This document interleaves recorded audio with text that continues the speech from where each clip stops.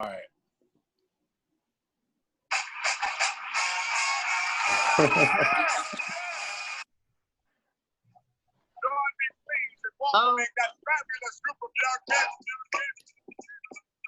All right, now we have an intro song.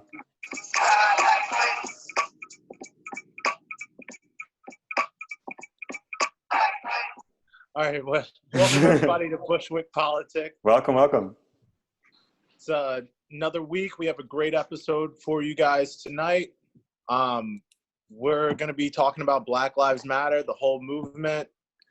We have a special guest tonight, Symone Baptiste, film writer and member of the Democratic Socialists of America. Very excited to be talking to her. But first off, me and Adi are going to start off the show by going back and forth and talking about some modern issues that are facing us right now. Yeah, did you want to kick us off with anything? Did you have anything in mind? Yeah, to keep in line with the subject matter of Black Lives Matter, one recent piece of news that just came out is the fact that, Rudy Giuliani, no one listens to that guy anymore, obviously, but he actually just labeled Black Lives Matter as a terrorist organization. Like in the world of Rudy Giuliani, or does this extend outside of his world? I mean, I'm sure it'll get headlines on Fox and whatnot, right. and keep being pushed out. But that is something that, as the movement gains traction, obviously there's going to be negative narratives thrown out about it. And Sure. So that's something that, people have to be really mindful of, especially when participating in these protests. It's hard not to get violent when, cops are throwing all kinds of stun grenades and whatnot at you. But at the same time, the image of the movement has to kind of maintain its integrity in order for it to be really taken seriously by those people that are maybe middle of the line and still not listening to what the movement's actually about. Yeah, that it reminds me a lot of back in I think it was 2016, when Tommy Lauren went on The Daily Show with Trevor Noah and talked about how Black Lives Matter is the same as the KKK. And it really reminds me of that conversation that they were having in terms of, how someone can sort of just twist the methods and the objectives of Black Lives Matter and compare it to the KKK. It's honestly kind of mind-blowing. It's the same as the All Lives Matter thing. It's just not even close to the same thing. And if someone did just a little bit of research, they would see how wrong they were. Well, I think the point is that they don't want to do research. They want to keep people uninformed and in the dark about what the actual objectives are. And that's something that I just honestly don't understand. Like, what is that? Are people feeling so threatened by equality that they would make up lies and spread a false narrative and try to strike fear in the hearts of people that don't know about the issues? Possibly. One thing that I wanted to bring up with you today, Jason, just to get your thoughts on this, and I'd love to bring in our guest speaker, is in preparing for the episode, I was reading this piece from The Atlantic by a professor at Penn named Daniel Gillian, who's talking about how protests actually do change how people vote. That when you break it down by like sort of district or whatever you call like the smallest piece of an area, like when you have more liberal protests in an area, more Democratic leaders end up getting elected in that area. And when you have more liberal protests in an area, it actually takes money. Like you can actually correlate that to less money going into Republican politicians' hands. So we like to talk about how what does protesting do? What does protesting do? Actually, it does quite a lot. It can actually lead to, objectively, using statistics, it can lead to more Democratic politicians being elected. But of course, one of the things that this show is going to be talking about is how we don't necessarily need more Democrats, we need better Democrats. 100%. I mean, that was what the last episode was all about. Exactly. I mean, we really do, as people, need a party that's going to really represent us. We don't just want the status quo. Obviously, we don't want to go backward.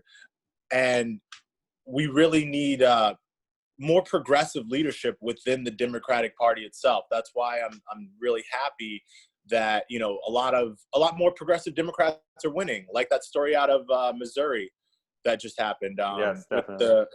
With that woman, you know, de-chairing the people that had held the Democratic chair in that city for around 50 years. And, you know, she's making a change. We need to see more AOCs in order to get representation, unfortunately.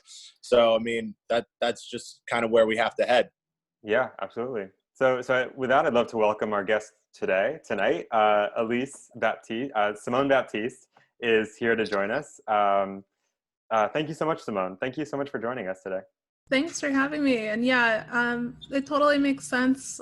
Everything that has been said so far about, you know, when there's more protests, of course, you know, it changes kind of the hearts and minds of people in that area. And Cori Bush is an excellent example of that, because she was coming up through the Ferguson riots and everything else. And, you know, I think, you know, that kind of journey that she's had is really phenomenal. Like, I think it's very impressive what she's been able to do, and it's really exciting that we're getting another woman of color into Congress, and I'm excited to see everything that she does.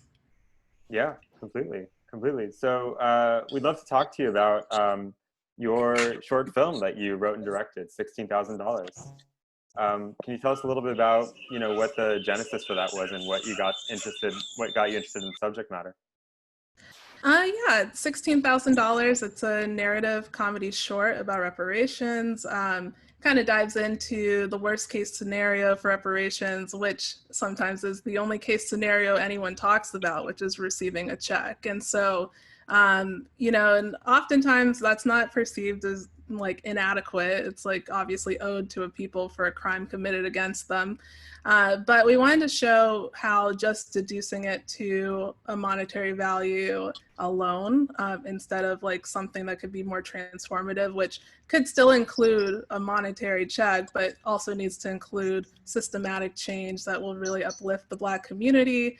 You know, we're stolen people on stolen land. So we have to think about how we handle this situation, especially when we talk about land reparations too. We should also be including Indigenous people in that conversation. You know, we were dropped here. You know, it wasn't, that's the situation we're in, and we've been exploited for 400 plus years. And so there has to be something to rectify that wrong, right that wrong. And it's gonna take probably hundreds more years to get to a place where we could say, hey, everyone has an equal opportunity in this country because we righted that wrong. And, you know, for me, like, yeah, reparations needs to be an ongoing thing. It's not a one and done. It needs to be something that exceeds generations and generations, because for generations, the Black community has been victimized by basically hundreds of years of terror. So the film, even though that was heavy, the film is very much a comedy, because when we, myself and Birdie Reed and Ellington Wells, they co-star and co-wrote, I directed and produced, and helped with the story as well.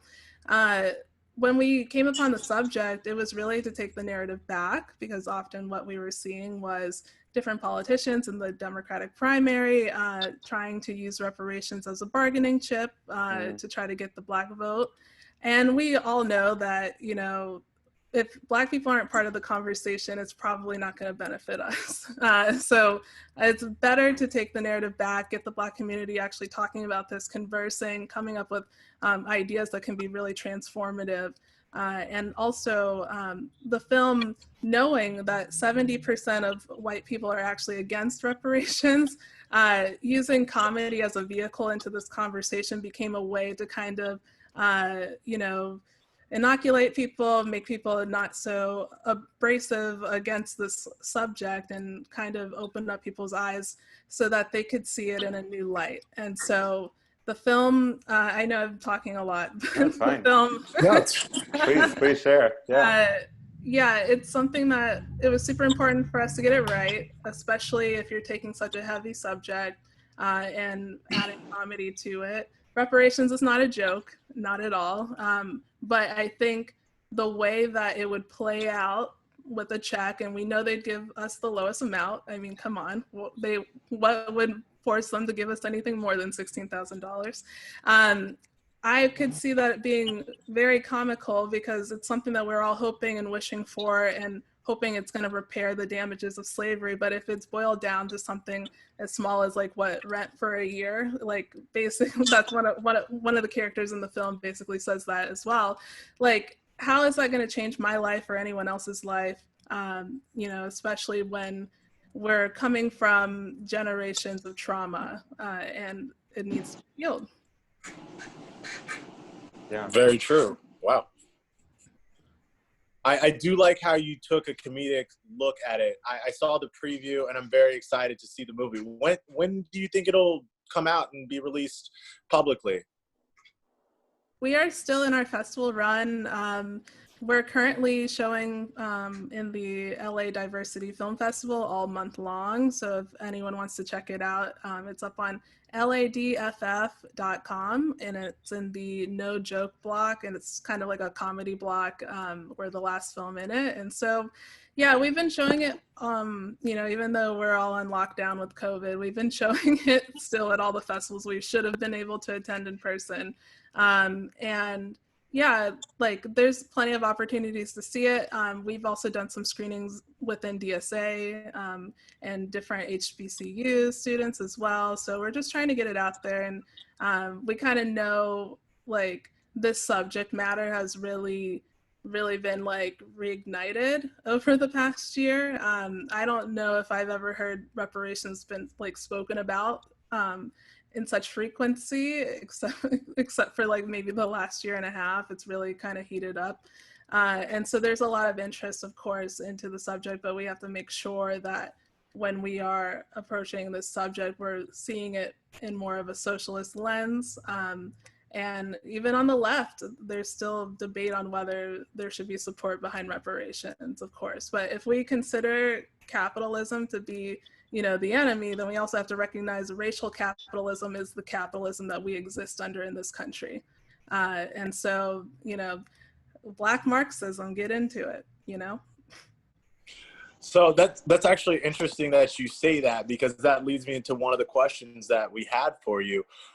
Just, you know, given what happened to Bernie Sanders, him trying to kind of lead a new movement, I was all about it. I'm sure a lot of people in Brooklyn were all about it. But given him trying to, you know, lead the new movement, what eventually happened to him both times with the Democratic Party basically pushing him out and forcing him, you know, to stay a state senator as opposed to actually getting the nomination for presidency. And also given, you know, the rise in the movement, there's people like, you know, the Ilhan Omars, the AOCs of the world, actually gaining traction, actually getting way more popular. What do you think, in your opinion, as a member of the DSA, what do you think is the best way forward? Should progressive Democrats look to split and create a third party? Or is that just not feasible in America under our current two-party system? And the best way is to kind of reform the Democratic Party from within the inside. What are your thoughts on that? I feel like this is always a chicken egg situation where it's like, yeah, we want to be taken more seriously and we'll never be taken seriously within the Democratic Party. So let's make our own party. But then that third party won't be taken seriously because it's so small. And so like, I don't even know if I have the answer to that. I think, I do think that getting people elected, Democratic Socialists elected, is super important. And we've seen even just in a year and a half, I guess, how having people in that kind of space in Congress can really change the conversation very quickly. We're talking about 4 women basically that have stirred the pot so much over the past year and has really changed the narrative of what's acceptable in this country. Is socialism acceptable? And so I have to give credit to that. You know, I'm not going to say they're wasting their time. I think they have done a lot to just change the overall zeitgeist around socialism in this country, because they're women of color and they're not ashamed to, you know, care about different kinds of people. And we know that we have a white supremacist society, and we know that, you know, these systems that are in place are white supremacist, and we can't, like, I mean, the Democratic Party is a white supremacist party if you want to get down to it. Even though they get the Black vote, they're still upholding kind of a white culture and a white agenda. So as many women of color that we can get into Congress who are also socialists, I'm down for it. The third party option, I would love it, because obviously in European countries, they're not limited to a two-party system, Right. but that is also a hundreds of years kind of project as well. Like, it's not done overnight. It's not easily done overnight. So in the meantime, I see no problem with trying to get people elected into the, you know, systems that are in place to kind of dismantle them. You know, not reform, but like kind of not non-reformist reforms, which would be to kind of get in there and dismantle it. Right. Gotcha. Yeah. I really love that answer. When you're talking a lot about, you know, your work as a democratic socialist, and I'm just wondering how that's in dialogue with your work as an artist. Do you feel like one feeds the other, or do you feel? I just like to get your thoughts on that. I feel like, I mean, movements have always had art as a part of them, and I feel like me being a creative person, that is just naturally how I engage with socialism, if that makes sense. It's like how I feel comfortable engaging with socialism. I also get out there and protest and everything else, but I feel like, you know, art is needed in the movement. It's super important. Like, anytime it's devalued, I often wonder why, because that's, you know, like, one piece of art can actually change hundreds or thousands of people's minds on a certain subject. Now, getting out in the street as well, that is super important. And I'm like, that is probably even more important, I'll say. But I'm just saying art is very important and should be seen as such. And I don't know, you know, I'm inspired by films like Sorry to Bother You, which is a workers' rights kind of film. And, you know, any way you can have a provocative kind of take on a subject that is against the norm and is very leftist and shouldn't have gotten made, I think if you get that made, that's a big win. You know, it's not easy to even make socialist art, but that's even more reason to try to continue to do it. Right, and it's I probably even you know, I can't speak with a lot of authority to this, but I'd imagine it's also difficult to bring those socialist ideas into Hollywood and into the filmmaking business. Absolutely. And yeah, like, we're in a capitalist society, so oftentimes having a critique on capitalism in your art isn't going to be widely accepted. But I think, like, if you're in a position to make something that you believe will influence people and maybe their opinion on a certain subject, or maybe just shed a new light on it, that's an opportunity to organize that person. And so with the film, we're doing political education around it because, you know, a lot of people, I mean, including Bill Fletcher Jr., which he's a great Pan-African socialist author. He was one of the first people I showed the film to because a lot of his discussions are on reparations, and I kind of wanted to get his opinion. And he was just so thrilled because he was like, this is so provocative. This is something I've never seen before. This is going to be an important tool, essentially, to be able to start the fire under the conversation of reparations from a socialist perspective. So yeah, you have to fill a need. If it's not out there in the world, you gotta kind of have to, like, fill that need, fill that void, and see what happens. Yeah. 100%. And one thing you kind of touched on, the both of you guys actually, is the fact that you need almost a certain mentality to even be open to hearing what socialism is. Because, I mean, you know, just based on my own personal experience within the education system here in this country, socialism was a bad word until very recently. And, you know, like you, Symone, you're an artist. You take an artistic approach, so you have an open mind and you're willing to hear things. What do you think would be the best means of, I guess, teaching people to open their minds to the idea of socialism even being feasible within this country? Because it is still a bad word in the middle of the country. Education's a huge problem here, and there's obviously gaps in it. Yeah, that's a tough question, because I think, like you mentioned, education is very much lacking in this country, but on the other end of the spectrum, over intellectualizing socialism will be its downfall. I think when we talk about the multiracial working class base that we're looking to reach, if you're so far separated from that base, which I would say DSA is super guilty of this, because you have a lot of college educated people in a space who like to sit around and talk about socialism and, don't have many like hardships in their own lives. I would say, if I had less time, less money, just in general, these things are actually inhibitors of me engaging in a space like DSA, because I know the problems in my own area, and to have like a group of white people like kind of try to over explain what my problems are when I'm living them, that is kind of the downfall of DSA. I would say we should be centering BIPOC people in all of our work. And we should be listening to outside perspectives, because if you have an organization that self-selects as like white and cishet, men, I'd say you're missing a huge chunk of the conversation.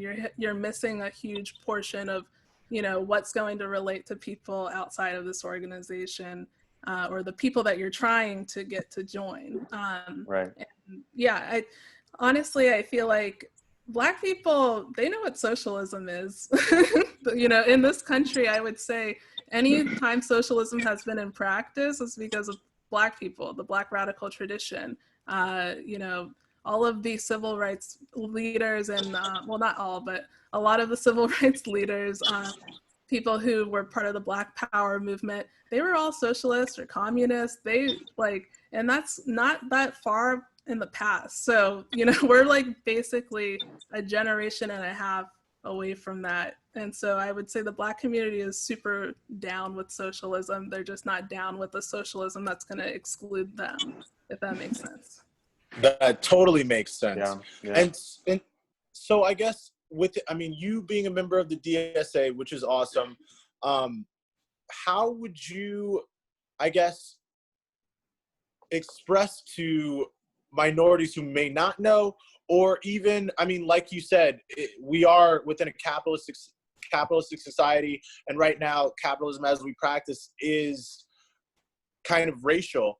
But there are so many middle Americans who don't have a dime to their name. They may be poor white people, and they may not understand that socialism is in their best interest. How does the DSA, how would you suggest the DSA reach out to those people? Yeah, I feel like we're asking you to fix all the problems of the DSA. I know you're not like the leader of the DSA, but no, you got the right person to talk about. I think, well, I honestly don't have the answer to that, because I'm in LA, and I feel like we have our own problems with it being a segregated city. And those, those kind of problems are replicated everywhere. It's very difficult to get the white working class to want to do something that's going to be also benefiting the Black working class. Historically, we've been pitted against each other. And, introducing immigrants into this discussion as well. People are scapegoated. People are, told, oh, it's because of that person over there that you can't get a job, or it's because of this and that. And that's kind of like what capitalism does and what the ruling class does. They kind of let the working class duke it out. And so it's really difficult. It's really difficult to get past the divisions among races when it comes to socialism. That's why building a multiracial working class is so important. Yeah. It's not easy. It's like, you know, we can say it all we want, but it's not going to be an easy task. And yes, it's important that universal programs or, you know, universal ideas are introduced as a way to bridge that gap. You know, everyone wants Medicare for all, everyone wants a green new, well, not everyone, but a lot of people should want a Green New Deal. Yeah. Or free education, et cetera. These are kind of unifiers where you can possibly see people who are in middle America might be able to get on board with something that will benefit, you know, people in other areas of the country. But at the end of the day, you know, we have a task ahead of us because we have a propaganda machine against us. And if you think about how people get their news, how people interact with each other, if you have something out there like a Fox News, you need something else out there to kind of counteract that, because people are very much getting their information in certain ways, and they're getting one kind of slice of the pie or one, you know, perspective, and that just gets repeated and repeated and repeated. So that's why agitprop is super important to kind of counteract that. But I hope that makes sense. I know I'm rambling a little bit. No, I think No, it does totally make sense. But I mean, given the fact, like you said, I mean, people need an alternative news source. Where do you suggest that they go, given that most of the, you know, big six corporations own all the news? Basic cable providers, you know, you have CNN, MSNBC, or Fox. Yeah. None of them are liberal. You know? Yeah. I would say, like, don't watch any of them. I get my news from like Democracy Now! I think like that's where I get mine. Awesome. And anyone who's on this Zoom, if you're not watching Democracy Now!, like really you should check it out, because they do, I mean, it's on the radio, but they do like a YouTube version of it as well every day. Right. And it breaks down, you know, a global news, you know, it's not just contained to the United States, but also just very objective.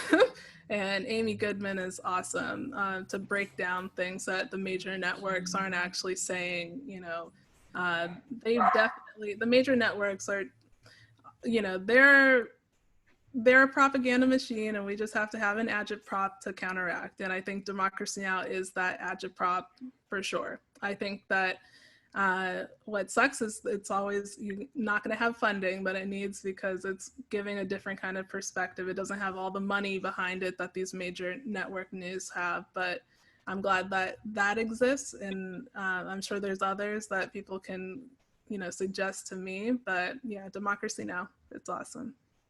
Amazing. Perfect. That's exactly what I use as well. Adi, do you have any further questions for Symone?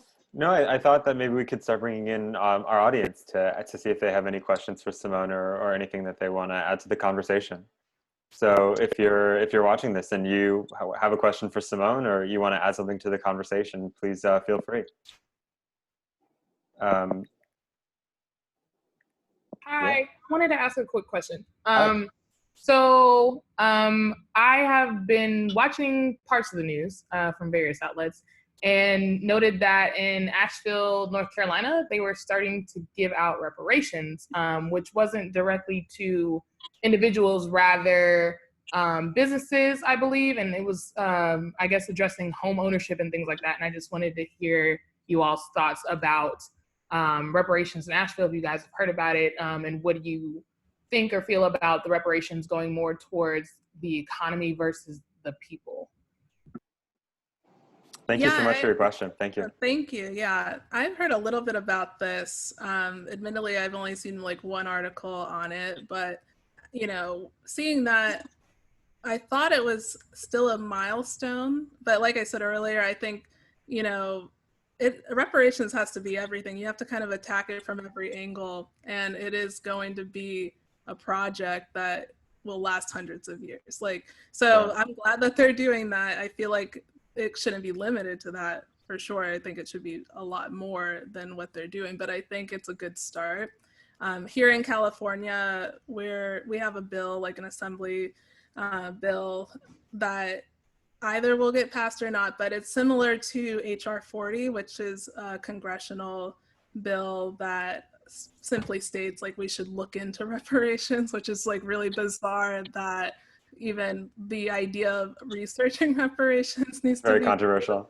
yeah. Yeah, So we have like almost the same thing happening in California where I'm like, okay, well that's a good start. And even if it's super frustrating that it's not everything that we wanted, we just have to make sure that it's not a one and done situation, and that we can continuously push, our electeds to make sure reparations is all encompassing, and like making sure that it's not just one thing or another thing. It should be everything. Right. And I think next to that is, the idea of educational reparations. We talked a little bit in this conversation about education. In Chicago, they've instituted a kind of reparations to deal with the city's history of police violence and police torture of Black people. And it's a very progressive, educational curriculum that was passed. And every year it's being challenged in the courts by teachers and administrators who don't want to teach it anymore. So I think one thing that has to be brought into this conversation is how any kind of reparations is going to be just challenged continuously. As much as we have to push reparations, it'll be challenged continuously throughout that future. And it really is unfortunate because it does all start with education. The average, not to assume, but I don't think the average white person would necessarily understand why Black people need reparations after so long. But there is a missing part within the educational system right now that is, some people are attempting to push. I don't know if you guys are familiar with the 1619 project coming here out of New York. Sure. It's just basically, making sure that all students' textbooks within, from the elementary curriculum teach slavery for what it was. It wasn't indentured servitude. It wasn't kumbaya, sometimes the masters barbecued for their slaves. No, it was torture. It was genocidal. It was very long lasting and still has, systematic effects that, affect all people of color today. So, Yeah, like this, I'm glad you bring that up because I don't know if anyone watches Last Week Tonight with John Oliver, but I think the most recent episode, he was kind of dissecting different textbooks around the country, different ways like history has been rewritten in favor of whatever the white narrative was at the time, or erasing, crucial details. Or there's someone in particular that was a Black man who, grew up in Tulsa and never even knew about the massacres. And so like, it's super important that we recognize our education in this country has basically indoctrinated more and more people into oppressing Black people and oppressing Indigenous people and oppressing Latinx people because of the way it's actually written down in our books and how it's taught. I think one example, they showed a school in which a teacher had a slavery game where like it was literally a punch card or something, like, and like they're deducing slavery to like, oh, you did something bad, I'm gonna put it on a punch card, instead of like talking about, like how slavery was so, there are no words. It was dehumanizing a whole race of people. Is a punch card going to really teach a child about how people were killed and raped and, and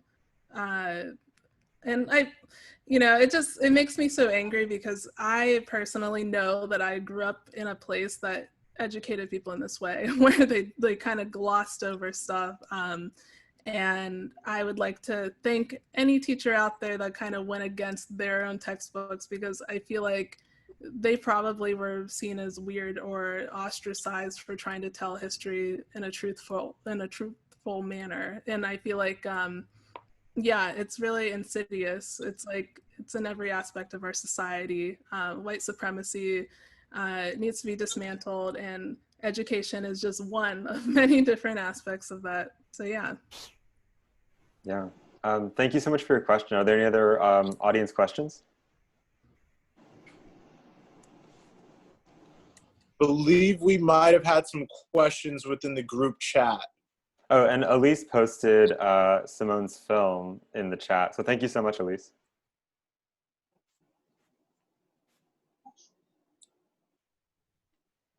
I think one of the earlier sentiments in the chat was about BLM being a terrorist group. I'm seeing quite frequently now BLM being called Marxists, and they're like, well, great, thank you for calling us Marxists, as if that were an insult. And then also lots of right-wingers are trying to list off things Nazis did to compare it to BLM, which is great. Right. People will go to great lengths to try to discredit Black people. What was one of those examples of like comparing the BLM to Nazis? Do you remember? You know, I'm gonna have to go back and watch it, but it was like it also just does not matter whatsoever. Like those things kind of go in one like ear and out the other. Where I'm like, that's like incredible that someone took their time to make it. But yeah, I think one of them was like getting rid of the police. That was like something, replacing the police, and Gotcha. that was like one of the reasons why they're like Nazis. But yeah, I think we have to have more understanding that everyone's in their own journey of understanding what white supremacy is and what racism is, why defunding and eventually abolishing the police is a necessary thing that needs to be done to protect people in this country, why the police is just an extension of slave catchers. A lot of people just don't understand all of these things, and it's super important that when approached by someone that doesn't understand, that we do try to make them understand, because the more and more we just butt heads and we just like, you know, point and be like, oh, they're just dumb, that doesn't change anything, because their vote counts just as much as my vote at the ballot box, unfortunately. So I'd say we have to do a lot more work to try to bridge that gap of misunderstanding, because we'll just end up with, you know, if it's not Trump, it'll just be another, you know, person that's going to oppress us in the White House. Even if it's Biden, he's also going to oppress us. Like, it's just, we have to make sure people understand that everything has an implication. Everything is traceable back to a shared history that hasn't been taught to us, apparently. Yeah, yeah. Elise asked a question in the chat, which is, how do we have constructive conversations with well-meaning white people who are unaware of their complicity to racism when it appears insidious? I'm glad someone asked that, and either of you, if you want to start, that's fine. I'm going to pull up a website that I found recently that really spoke to me about dismantling white supremacy and like that kind of culture that persists even in spaces that are supposed to be fighting against it. So give me 1 second. Yeah, take your time. Jason, do you have an answer? Yeah, I mean, I think that's a really good question. A partial answer that I have to that would be the same from the solution that was taught to us from our first guest 2 weeks ago. Essentially, when you find a white person that means well, that is actually willing to have the conversation, but may not necessarily want to take that second step to look inward and actually admit, okay, maybe my people have oppressed your people forever, and maybe I am a beneficiary of that. Before they can admit that to themselves, I think it starts with finding a common ground, finding what you guys both believe in, can agree upon, and both believe are human rights, and then breaking that down and explaining to them why those same rights are not shared necessarily the same way because of the history of slavery and the legacy that it's left upon our society. Right. I think that my partial answer, to put it the way that you put it, Jason, would be, you know, I think white people, we have to be willing to be a little bit uncomfortable and having these conversations with our parents and our grandparents, and just being a little bit less willing to let things slide when something comes up in a conversation with our friends or with our family. You know, and maybe before COVID, we would have said, oh, that's just, you know, that's just my grandfather, or that's just Mark. Mark says that kind of thing. We have to be willing to lose some friends and maybe even damage some relationships with our family members in order to speak up and like you're saying, like make reparations. Yeah, exactly. It's always going to be uncomfortable to talk about race. And it's really important that white people have those conversations with other communities that are marginalized. I just dropped into the chat dismantlingracism.org. They have a great piece about dismantling white supremacy culture, how to identify it, and then like actual solutions. And what's interesting, you know, and I found this to be a great entry point in talking about it, is like everyone is complicit in white supremacy culture to some degree. We're all at maybe different stages of understanding it, but we all grew up in this society together, and there are certain things that are just cultural norms that we don't realize are actually white cultural norms. And we pushed out, you know, other cultures and saying the practices of other cultures are actually not normal. And so it's so pervasive that when I was reading through, I was like, oh, I can think of a situation where that happened. Oh, I can think of a situation where that happened. And, you know, maybe it's not so abrasive to approach someone in this conversation by saying, hey, even I didn't realize, you know, and I'm part of this community that's being oppressed, and even I didn't realize it can manifest in X, Y, and Z way. And, you know, it's good to start acknowledging it and to try to start thinking about things a lot differently. And I'd say in DSA, like a lot of these things are actually a part of DSA. Like it's not like, and even though the mission of the organization is to help people and to build this multiracial working class, to build a multiracial working class, you cannot do that with white supremacy and white supremacist culture. Like you have to make sure you're including other people's cultures. And, you know, and in the same vein that like you can't just reform the police, like a lot of the spaces we exist in have to actually be transformed from top to bottom. And that's just how it has to be to really be effective. If we want to achieve socialism, we have to think about things a lot differently and make sure we're not upholding the same oppressive forces that society places on us in our own spaces. We should be against the grain. There should be no process within a leftist organization that is basically a duplicate process of like a corporation or even a party. Like I think we have to start thinking about things a lot differently. And so I found this article extremely helpful. I guess it's more of like a handbook, I would say. It's not really an article, but fear of open conflict.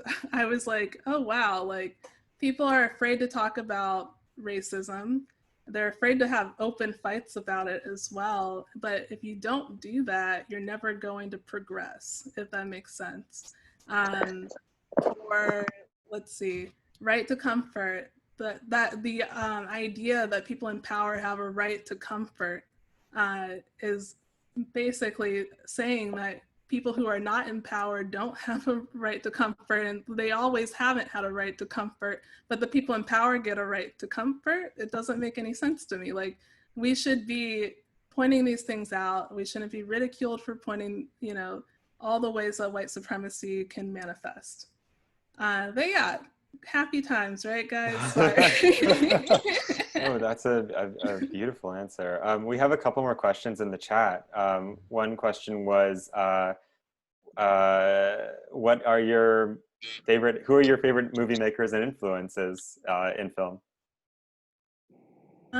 You know, long answer. No, I'm just kidding. I'm gonna say that like I said earlier, seeing what Boots Riley was able to do with Sorry to Bother You was a great influence on me. But if we want to go further back, like I truly think like when I see directors be able to take complex subjects and kind of make them palatable or accessible, I'm really inspired by that. And I think that Adam McKay does that well. He's done like The Big Short. He did the Vice movie.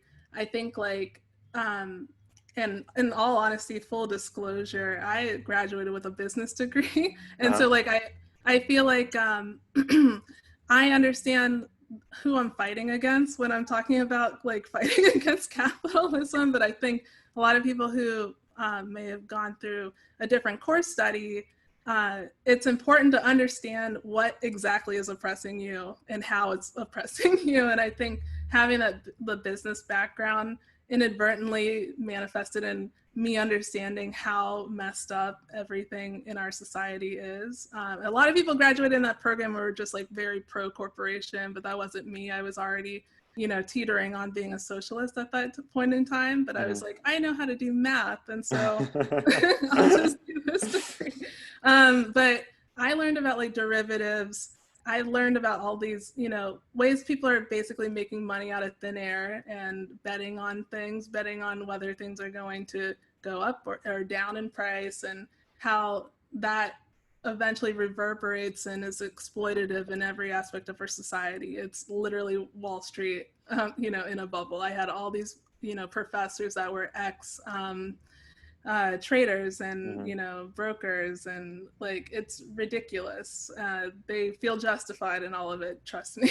But I think seeing The Big Short, I was like, oh great, now other people will understand maybe like what I learned in school. And he did, like Adam McKay did it in a very fun way as well. So I think any director out there right now that is making or simplifying complex issues for the masses and has a specific perspective on it, you know, I actually admire that. I think that's what I try to do with my art as well. I'm like trying to make people understand complex subjects, but in a very approachable way.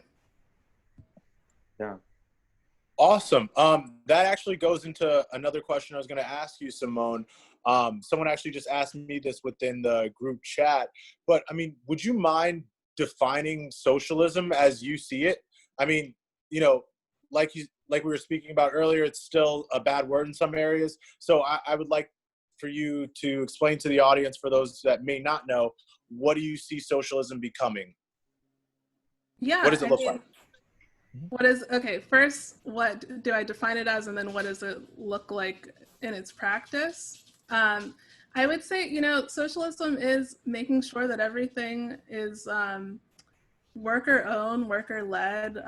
Everything should be led by the working class. I would say we shouldn't have concentrated wealth. We should make sure that our government works for us. If we pay into it, it should be working for us. So that's kind of like the boiled down version. It's not the textbook version, but it's basically owning the means of production. We should not be basically working in a society and not benefiting from our work. We are very much separated from our work. And so that is one aspect. One other aspect is no private property. And even though this is like a more challenging one to understand why it's needed, the idea that you can own something and it's not owned by the collective is essentially basically saying that one group can benefit over another group. That's why we don't like landlords, because they basically make money off of nothing. They make money off of owning a building and making people rent, you know, from them in that building. I would say where I see socialism going in this country, I basically don't think I'll see it in my lifetime, but what I do see is maybe closer to a social democracy, which is what the Scandinavian countries have, you know, making sure education is free, making sure healthcare is free, and, you know, not even just free, I'd say like education being equitable. That's super important. And that's kind of where I get my politics from. I definitely look to the Nordic countries and I'm like, yeah, I could see that in my lifetime maybe. And that's like, that would be fine with me. So yeah, but we're always pushing for something more than that, of course. But I would say even that would be a dream. I'd be like, great, now people in our society are going to be taken care of because they pay into that society and they deserve to be taken care of. Even if it's called a nanny state, even if it's called whatever people want to call it to discredit it, but no one should be like literally starving, in the richest country on the face of the earth. Like that to me doesn't make any sense at all. And we should be taking care of our people in this country and not allowing people to exploit us and profit off of us and amass so much wealth that they can't even spend it in their lifetime, or generations from now their family won't be able to spend that wealth. So that's basically it in a nutshell. Yeah, does that answer it for you?